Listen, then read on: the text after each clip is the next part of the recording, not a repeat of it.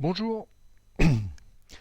Il existe plusieurs revenus de base universels distribués par différentes blockchains. Les trois projets que je préfère sont Acorn, sur lequel j'ai déjà publié de nombreuses vidéos. Acorn est le revenu de base universel auquel il est le plus facile de souscrire, puisqu'il suffit que une personne détenant des Acorns vous envoie un Acorn sur la blockchain Telos pour que le contrat intelligent détecte cette transaction et vous inscrive automatiquement au revenu de base universel Telos. Il n'y a pas d'identification des utilisateurs. Chaque compte sur la blockchain Telos peut s'inscrire à un revenu de base Acorn. Et du fait de ce manque d'identification, eh bien, Acorn reste un outil pédagogique qui permet d'utiliser les portefeuilles Telos sans risque, mais le propriétaire de contrats intelligents ne souhaite pas que les Acorns prennent de la valeur. Pour que les Acorns prennent de la valeur, il faudrait qu'il y ait des places de marché où les gens échangent des biens et des services en Acorn. Le second avantage d'Acorn, eh bien, c'est que la blockchain Telos, qui est une blockchain Delegate Proof of Stake, est très performante au niveau de la vitesse, puisqu'il n'y a que 21 producteurs de blocs et que sa consommation énergétique est très limitée. Donc les consommations énergétiques d'une transaction sur Telos sont inférieures à celles d'une carte bleue par exemple.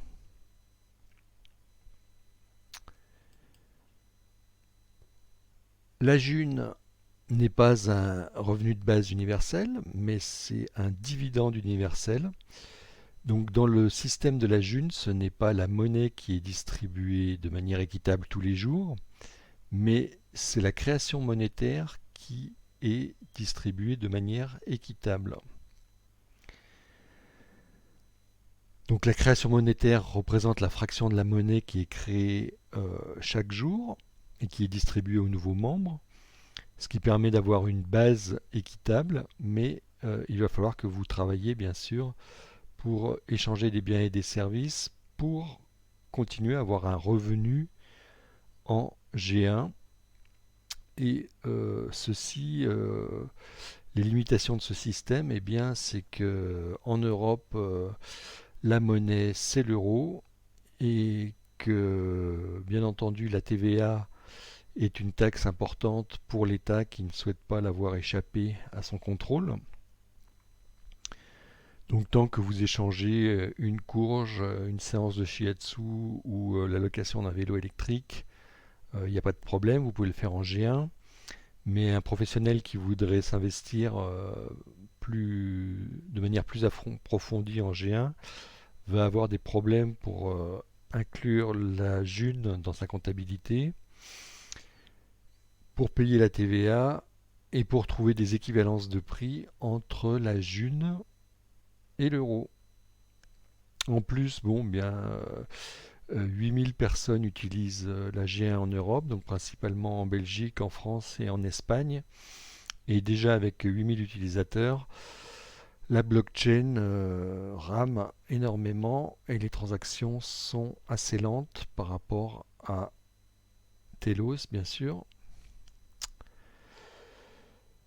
Alors les développeurs travaillent sur une version 2 de la blockchain qui serait plus rapide et qui permettrait d'augmenter le nombre d'utilisateurs, qui est en augmentation de l'ordre d'une centaine de nouveaux utilisateurs par mois actuellement.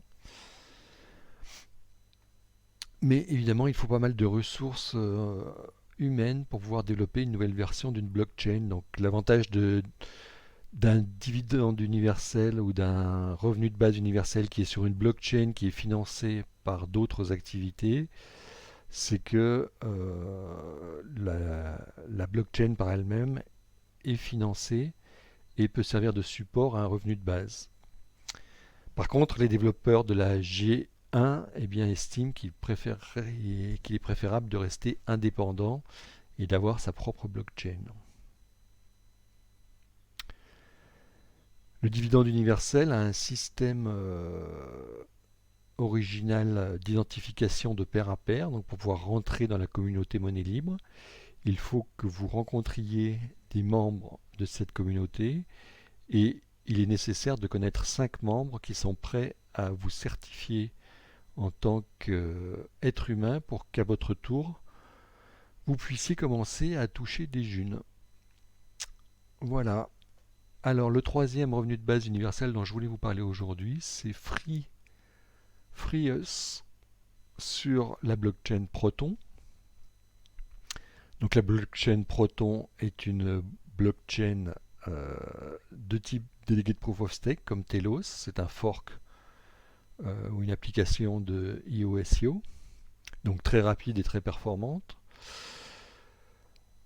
Par contre, FreeOS comme système d'identification des gens qui vont toucher un revenu de base, donc là il s'agit bien des véritables revenus de base, a gardé un système d'identification centralisé et il va falloir que vous envoyiez vos papiers d'identité à un, à un centre d'identification qui va vous certifier comme humain pour que vous n'ayez qu'un compte qui puisse toucher un revenu de base.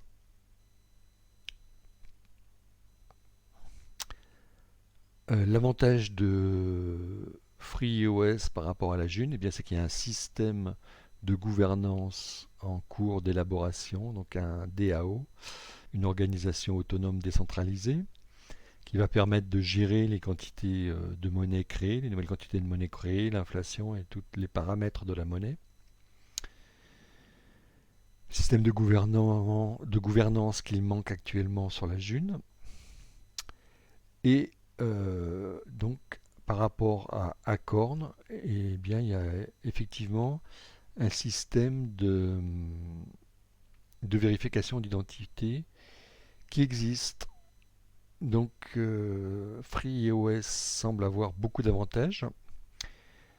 Pour pouvoir s'abonner à FreeOS, eh bien, il faut que vous téléchargiez le portefeuille WebHot sur Android pour créer votre compte sur la blockchain Proton,